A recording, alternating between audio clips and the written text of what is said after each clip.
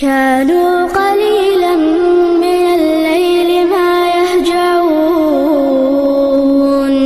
وبالأسحار هم يستغفرون. ہسپتال کی انتظامیہ نے ایک دفعہ مجھے واقعہ سنایا کہ ایک غریب آدمی آیا جو ٹی بی کا مریض تھا. ہسپتال سے باہر جو ہے نا ان کی کوئی ذمہ داری نہیں ہے. ہاسپٹل کے گیٹ میں جب آپ داخل ہو گئے تو سمجھ لو امریکہ میں داخل ہو گئے آپ, بلکہ امریکہ سے بھی کسی اچھے ملک میں داخل ہو گئے. بس انٹری مشکل ہے, صحیح ہے نا, کیونکہ جب فری میں ہو رہا ہے تو لائن, بولو نا بھائی, لائن بہت بڑی لگی ہوئی ہے. 2-3 دن پہلے جا کے آپ, اور انہوں نے وقف میں یہ اصول رکھا ہے کہ کوئی اقربا پروری, کوئی تعلق کام, بولو نا بھائی, نہیں آئے گا. یہ پہلے سے کہ بھائی یہ جو اس کے منافع ہیں نا ان لوگوں کے لیے وقف ہیں جو بھی یہاں پہلے آئیے پہلے پائیے کی بیس پہ. اب کوئی بھی آ جائے کہ کچھ بھی ہو, اس میں وہ یہ نہیں دیکھتے کہ بھائی یہ کس کا ماموں ہے, کس کا چچا ہے, کس کی پھوپھی ہے, کس کی خالہ ہے. تو غریبوں کی ایک لائن لگی ہوئی ہے وہاں پہ. نمبر دیر سے آتا ہے کیونکہ اب ظاہر ہے فری میں جب آغا خان جیسا علاج ہو رہا ہوگا, آغا خان ہاسپٹل جیسا, تو سب جائیں گے نا. تو لائن لگی ہوئی ہے. لائن یعنی ہاسپٹل کے گیٹ کے باہر ایسے ہیں جیسے بارڈر کے اس پار ہوں آپ, ٹھیک ہے نا. آپ کا نمبر آ گیا اور آپ اندر چلے گئے تو آپ کے موجہ ہی موجہ. بہترین کھانا آپ کو ملے گا, بہترین علاج آپ کا ہوگا, سارے جو مہنگے مہنگے ٹیسٹ ہیں فری میں ہوں گے آپ کے, ایک دھیلا بھی نہیں لیتے. بہترین انتظامیہ, کیونکہ اس کی بنیاد کس تقوی پر تھی, بزنس پر, بولو نا, نہیں ہے. وقف کی بیس پر یہ سارا کام کیا انہوں نے کہ ہم ایسا ہاسپٹل بنائیں گے جس کی آمدن کس کے لیے وقف ہو, غربا کے لیے. تو جب بیس ہی وقف اللہ کی رضا ہے تو پھر اس میں یہ چیزیں نہیں کہ وہ اس کے ماموں آ گئے تو اس کو ہٹا کے اس کو پہلے لے کر آؤ, یا یہ کہ تھوڑے سے تو پیسے تم دو نا بھائی, یا یہ کہ چونکہ غریب آدمی ہے تو اتنے مہنگے ٹیسٹ کی کیا ضرورت ہے اس کے لیے, تم وہاں سے کروا لو پٹیل پاڑا سے 20 روپے کا, ٹھیک ہے نا.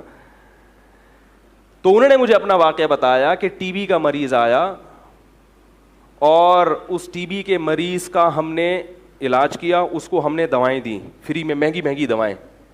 لیکن ہم دیکھ رہے ہیں کہ وہ مریض ٹھیک ہونے کا نام, بولو بھائی, نہیں لیتے. ہم نے پوچھا کہ کیا پرابلم ہے, پتہ یہ چلا کہ اس کے گھر میں کھانے کے لیے روٹی نہیں ہے, یہ یہاں سے دوائیں لے جا کے دکان پہ بیچ کے پیسے لیتا ہے اور گھر کے لیے راشن خریدتا ہے. تو پالیسی چینج کی کہ اگر کوئی ایسا غریب ہوگا جس کے گھر میں راشن نہیں ہے تو علاج کے ساتھ ساتھ اس کے گھر میں راشن ڈلوانا بھی ہاسپٹل کی, بولو بھائی, کیونکہ یہ ہے انشورنس میں اور وقف میں, بولو بھائی فرق. انشورنس کمپنی تو غریب کو پالیسی دے گی نہیں, تو لہذا انشورنس کمپنیاں باہمی تعاون کی بیس پہ نہیں بنی, یہ بزنس ہے, بزنس. اور تعاون کی بیس پر یا وقف کی بیس پر اس قسم کے جو ہاسپٹل ہیں وہ ہیں جو جتنا زیادہ غریب ہے وہ اتنا ہی زیادہ فائدہ اٹھا رہا ہے. بھائی ایک آدمی کے گھر میں آٹا نہیں ہے, وہ کہہ رہا ہے یار ٹی بی سے مر جاؤں یہ مجھے برداشت ہے, لیکن گھر میں روٹی تو ملے. تحقیق کرتے ہیں پہلے, ایسے نہیں کہ جو بھی پتہ چلا آدھے نمازی پہنچ گئے وہاں پہ ہے بھائی, ٹھیک ہے, معذرت ایسا تو آپ لوگ نہیں ہے لیکن ایک مثال دے رہا ہوں. تو تحقیق کی, بھائی واقعی اس کے گھر میں روٹی نہیں ہے, تو ظاہر ہے ہمارا مقصد کیا ہے, اس کا علاج کرنا.